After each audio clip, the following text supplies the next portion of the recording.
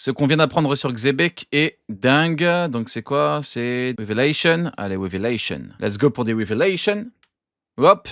Revelation. Ce qu'on vient d'apprendre sur Xebec est complètement dingue. Le secret du One Piece qui repose au fond de la mer. Le nom de la mer de Shanks et Shamrock révélé. L'histoire de Kozuki Moria détaillée. Le foreshadowing de l'introduction de Yamato chez les Mugiwara par Oda lui-même. Et pour couronner le tout, le nom du bateau et de l'épée de Chebek dévoilé avec une surprenante révélation qui ferait écho à l'un des événements les plus exceptionnels de One Piece qui s'apprête à arriver. Yo les bros, c'est Goji et comme vous l'avez vu aujourd'hui, on a plein de trucs à se dire entre la chasse au trésor pour le One Piece provoquée par une vidéo postée sur la chaîne officielle du manga à l'occasion des 600 millions d'exemplaires en circulation et la sortie du SBS du tome 114 avec du contenu extrêmement intéressant, notamment du côté de Chebek. On est hyper gâtés en ce moment. Alors j'espère que vous profiterez bien de cette vidéo en ma compagnie. N'oubliez pas de liker et de vous abonner si c'est le cas et découvrons tout ça tous ensemble. Ouais, Goji! Le sujet avec lequel One Piece a chamboulé internet ces derniers jours, Oda à l'occasion des 600 millions d'exemplaires du manga One Piece. Ah ouais, je suis un ouf. J'en ai même pas parlé. J'ai même pas parlé de la chasse au trésor. Ah ouais. En circulation dans Bah en vrai, vas-y, mon avis, il est simple, hein. C'est un truc marketing, c'est pour dire regardez je suis qui, regardez ce que mon œuvre incarne. Je suis le boss, je suis le GOAT. Je mets un truc de merde au fond, de la mer avec un coffre et tout le monde va en parler parce que c'est moi le GOAT. le monde a écrit sur un petit bout de papier ce qu'est vraiment le One Piece et ce que Luffy va découvrir. Il l'a placé dans un petit coffre et après avoir conçu un caisson adéquat, il l'a gentiment déposé à 651 mètres de profondeur dans une vidéo postée sur YouTube le 3 mars. Et quand Alors ça me fume. Pendant 3 jours, les gens, ils étaient là, plein de trucs et tout. Ouais, ils ont déjà trouvé l'endroit, à partir des vidéos, à partir des trucs. Dans pas longtemps, les gens auront trouvé. Bizarre. Rien du tout. Plus de nouvelles. je dis que ça a chamboulé le net, c'est pas du tout une blague. Si la Shueisha ou Oda voulaient faire le buzz, ils ont totalement réussi leur Oui, coup. Et c'était que le dire but. d'autre à part logique. Mais à tous les coups, soit le coffre a été récupéré, soit dans le coffre, il y a une connerie du genre, voilà, je sais pas, un truc de merde, une blague. Mais vous croyez vraiment qu'Oda va prendre le risque de fumer la fin de son manga? Il y a toute une industrie qui dépend de la fin de son putain de manga.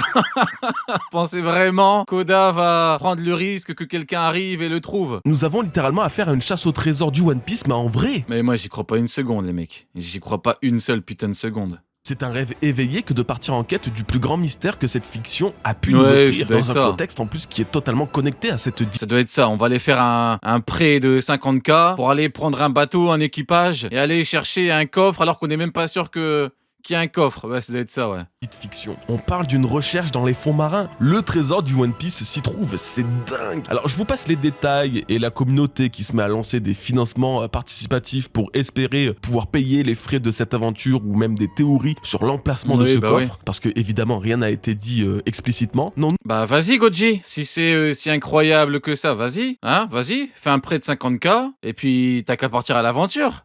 Si c'est si incroyable que ça, si c'est phénoménal et tout, vas-y, bah fais-le. Vas-y. nous on va pas forcément parler de ça, mais plutôt ce qui m'intéresse c'est d'avoir votre avis à ce sujet. Que pensez-vous de ce move de la part d'Oda? Moi je trouve que c'est simplement du marketing, hein, c'est tout. C'est voilà, il s'est fait un petit kiff, c'est pas très important. En vrai, c'est pour ça que j'en ai pas parlé, parce qu'en vrai j'en avais un petit peu rien à foutre. Hein. En vrai, je vous mens pas que. Ouais, au début j'ai dit je suis un ouf, j'en ai pas parlé, mais parce qu'en fait j'en ai rien à foutre. Et tout le monde qui en a parlé, mais rien à battre quoi. Est-ce que vous pensez Bah, c'est drôle quoi. À tous les coups, il y a une petite blague dedans, c'est tout. sincèrement qu'il a vraiment lâché son histoire dans les fonds marins de notre monde? Et surtout, est-ce que quelqu'un parviendra à Il y a un mec qui l'a dit un prêt par rapport à l'aventure, c'est rien. Bah vas-y, on te regarde EX123. Vas-y, va voir ton banquier, tu lui demandes 50K pour aller partir à l'aventure pour aller trouver un coffre. Tu sais même pas il est où le coffre. Vas-y, on te regarde. le trouver un jour? De mon côté, j'ai pu m'exprimer un peu sur Twitter et en live à ce sujet, et qu'on soit d'accord, le concept est juste Mais au lieu de t'exprimer là-dessus, au lieu d'en parler, Goji, vas-y, prends un bateau et vas-y, non? la recherche d'un C'est bien de s'exprimer, de dire c'est pique, bah vas-y, on te regarde. trésor dans les Ah, je rigole. mers, on fait rarement plus raccord pour une œuvre Je suis vraiment un bâtard. Ça va, on doit rigoler un petit peu ou pas? comme One Piece. Le seul truc que je trouve un peu dommage, c'est que le timing est pas terrible. Il est même pas bon en fait. Si Oda avait enterré ou dissimulé quelque part Mais pars à l'aventure. Le vent qui te caresse la peau, la sensation de liberté. Non, vas-y. Et moins 50 000 euros, mais ça ce n'est qu'un détail. Hein? la fin de One Piece, ou du moins un secret sur son œuvre tout au... Les huissiers qui toquent. Monsieur, faut payer. Non! Non, mais vous comprenez pas. C'est parce que je voulais partir à l'aventure. Monsieur, faut payer. Monsieur, on va revenir avec les forces de l'ordre. Comme les liqueurs. En prison, monsieur. Début de sa parution, ça aurait été exceptionnel, parfait. Qu'il simule une véritable chasse au trésor en parallèle de celle de Luffy, une chasse au trésor qui pourrait obtenir de nouveaux indices et éléments dans certains chapitres ou certains tomes de One Piece, ça aurait été incroyable. Ça aurait d'ailleurs Mais monsieur, je voulais partir récupérer un coffre parce que c'est une aventure formidable. Monsieur, faut ouvrir la porte déjà. été Arrêtez de vous cacher derrière la porte, monsieur, ouvrez-la. Ouvrez cette putain de porte. l'énigme de la chouette d'or, mais façon pirate. Oui, parce que certains ne doivent Mais moi je suis un pirate, monsieur. Oui, monsieur, ça doit être ça. Oui, exactement. Oui, allez, ouvrez la porte. pas le savoir, mais en 93, 4 ans avant One Piece du coup, un Français avec le pseudonyme de Max Valentin a créé une chasse au trésor menant les chasseurs. Il veut quoi, Max Valentin, bordel? Qu'est-ce qu'il veut, ce Max Valentin, là? Chouette d'or, mais façon pirate. Oui, parce que certains ne doivent pas le savoir. Ah, mais Max Valentin, mais oui, celui qui traîne devant la gare, là. Oui, avec une canette de 8-6 à la main. Oui, on le connaît tous, oui. Ce bon vieux Max Valentin, mais oui. Quand on le voit, on dit Max. Oui. Savoir, mais en 93, Il est là, il crie Waza. Dès qu'il voit quelqu'un, il crie Waza. Et toi, t'es censé répondre Waza, sinon il te jette une canette de 8-6. On le connaît, ce bon vieux Max Valentin, mais oui. 4 ans avant One Piece du coup, un Français avec le pseudonyme de Max Valentin a Mais créé oui. une chasse au trésor menant les La chasse au trésor de Max Valentin, évidemment. Et oui, quelqu'un l'avait trouvé, je crois, il y avait une canette. Non, c'était un pack de 8-6, ouais, je me rappelle très bien, ouais. les chasseurs à trouver une chouette d'or cachée Mhm. quelque part en France. Elle a été découverte en octobre 2024, soit 31 ans plus tard. Voilà, 31 ans plus tard, il a trouvé un pack de 8-6. Ouais. Vous imaginez bien qu'en termes de date de péremption, c'était quand même dépassé, hein, mais bon, au moins il l'a trouvé. Et je trouve que ce format, ce serait mais parfaitement adapté à One Mhm. Piece. Bien sûr, fallait-il encore que, petit détail, hein, mais que Oda soit assez visionnaire à son jeune âge pour imaginer que One Piece devienne un succès commercial et mondial sur presque 30 ans, et ça, c'était pas possible après Shot, je pense. Alors, du coup, Oda aurait Mhm. par contre pu faire l'inverse, en sachant qu'une partie du monde pourrait se mettre Non, je crois qu'Oda a autre chose à foutre que faire comme Max Valentin et cacher un pack de 8-6. à la chasse du trésor du manga le plus vendu au monde. Il aurait laissé un bout du secret du One Piece qu'il n'a pas entièrement révélé dans son histoire, ou alors une révélation supplémentaire que seuls nous pouvons découvrir quelque part dans notre propre monde. Donc voilà, donc en gros, avant One Piece, après One Piece, ce sont des timings plutôt honnêtes pour une chasse au trésor et surtout pour une chasse au secret qu'il va divulguer dans son œuvre. Par contre, quelques années avant la fin, c'est un petit peu moins cool, parce que admettons là que quelqu'un vienne à le trouver. Déjà, ça sera forcément une personne bien fortunée comme il faut, pour les moyens de payer les recherches, les voyages et l'équipement nécessaires à la récupération du coffre qui se trouve à 650 mètres sous l'océan. Mais en plus de ça, cette personne pourra potentiellement 650 mètres sous l'océan. Vous imaginez ou pas? 650 mètres. Vous savez c'est quoi 650 mètres sous l'océan? Vous savez ce que c'est? nous spoil un truc qui se passera dans plusieurs mois ou années et qui est littéralement le plus important, c'est le One Piece. Grosso modo, ce qui me dérange avec cette histoire, c'est qu'on n'est pas tous égaux vis-à-vis de cette situation, surtout financièrement parlant, ce qui transforme cette potentielle chasse au trésor en quête secondaire pour quasi millionnaire. Alors pensons aussi au fait que ce n'est pas officiellement une Il y a une famille de milliardaires, ils sont descendus dans un putain de sous-marin, tout le monde est mort. Ouais, oui, changement d'ambiance noire, oui, j'en ai plus rien à foutre. Oui, c'est bon, je gâche la fête. Ah, j'en ai plus rien à foutre. Il y a une famille de milliardaires, ils sont partis, ils s'en fait une petite virée en sous-marin, tout le monde est mort. Allez hop, tout le monde à la morgue. Qu'est-ce que tu vas me parler de 650 mètres et moi j'ai vu des gens sur internet. Ouais, mais moi je vais y aller. Bah vas-y, on te regarde. Ouais, bah vas-y, on te regarde tous, on t'encourage, carrément, on va t'applaudir. chasse au trésor, hein. Il y a la vidéo, il y a des informations, sans qu'on puisse déterminer si elles sont Le mec qui voulait aller voir Titanic là. Le Titanic, des débris, trucs de merde, allez, tout le monde est mort. Allez hop, à la morgue.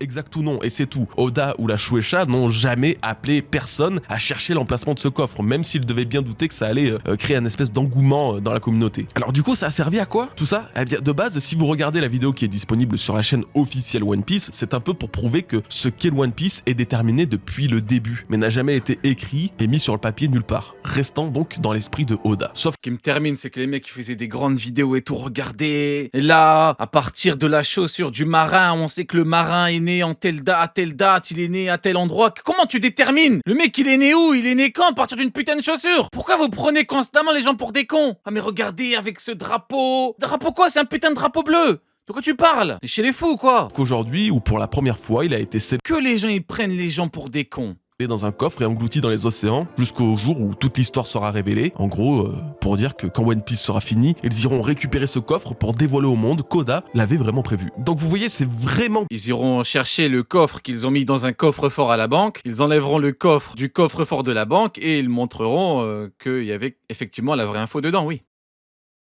Une chasse au trésor officielle, hein. À tout moment, ils se réservent le droit d'aller enlever ce coffre si ça prend trop de proportions. Et ce...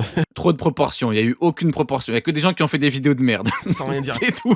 Il n'y a que des gens, ils ont voulu la jouer navigateur. Ils se sont pris pour des Magellans, les enfoirés. Personne. Moi, je voudrais quand même terminer sur un truc. Des mecs, ils étaient là en slip chez eux. Ils étaient là, ouais, mais regardez, là, il faut faire ça, il faut aller par là, avec tel degré. Il faut prendre 10 personnes, il faut préparer cette quantité de nourriture. Oh, tu te crois dans un jeu vidéo ou quoi? C'est la vraie vie, là. Tu te crois où, là? Qu'est-ce que tu fais? Faut arrêter, hein. Et je pense que beaucoup auront eu aussi ce sentiment, mais est-ce qu'Oda nous aurait pas laissé l'un de ses plus gros foreshadows sur l'endroit où repose vraiment le One Piece? Après avoir découvert que l'ancien monde avait été englouti il y a 800 ans, à l'époque de Joy Boy, est-ce qu'il ne serait pas logique que son trésor se trouve justement là, en dessous de nos pieds, dans cet océan que les utilisateurs de fruits du démon ne peuvent explorer? Et si c'était ça, le vrai sens des mots de Roger, lui qui disait être arrivé trop tôt, que Joy Boy avait laissé un incroyable Non, je pense qu'Oda voulait juste faire un coup marketing, dire regardez, je suis le GOAT et il y aura de l'engouement autour d'un truc de merde, c'est tout. Je crois pas qu'il y ait un lien avec Roger et tout. trésor, que quelqu'un fera mieux que eux. Et si c'était la Je crois preuve pas que après. Après peut-être, hein, peut-être. Roger n'a jamais obtenu le One Piece, mais on a simplement découvert l'emplacement dans les fonds marins. Seuls ceux de la nouvelle génération, comme Luffy, Shirahoshi et j'en passe, seront capables de faire ressurgir l'ancien monde à la surface et ainsi révéler au monde et pour la première fois depuis 800 ans ce qui est vraiment le One Piece. Et c'est qu'une fois que le One Piece sera dévoilé, qu'Oda repêchera son vrai trésor hors de l'eau avec sa fameuse note sur laquelle pourrait être écrite que le trésor de Joy Boy se trouvait ici, dans les fonds marins.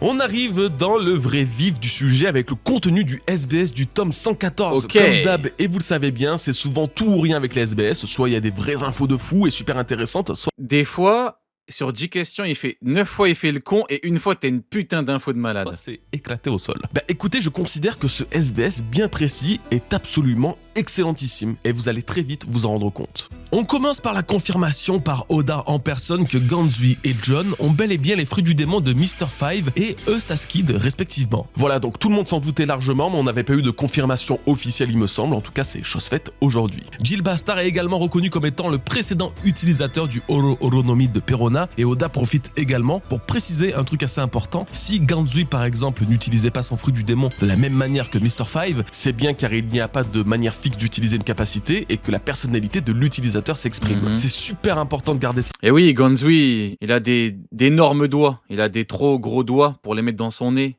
et utiliser le fruit comme le monsieur là. en tête car ça peut tout changer au niveau de One Piece. Le fruit de Hancock par exemple ne se baserait pas forcément que sur la beauté et c'est peut-être pour ça que Teach le voulait. Hancock l'utilise de cette manière car c'est sa personnalité en tant que plus belle femme du monde, Tout à mais fait. peut-être que l'inverse peut marcher. Comme Luffy, voilà pourquoi tout le monde croyait à tort à l'époque de l'éveil du Gear 5 que c'était un pouvoir cartoonesque, mais non, c'est simplement que Luffy l'utilise de façon cartoonesque pendant le combat, mais sinon tu le donnes à quelqu'un d'autre, il va l'utiliser différemment.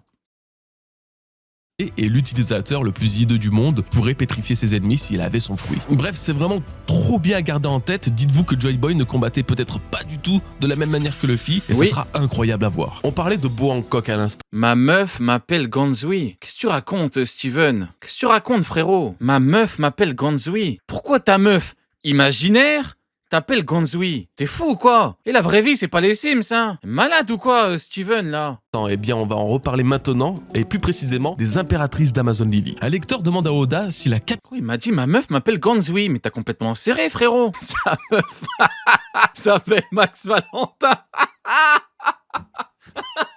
Allez, bâtard. Allez, bâtard.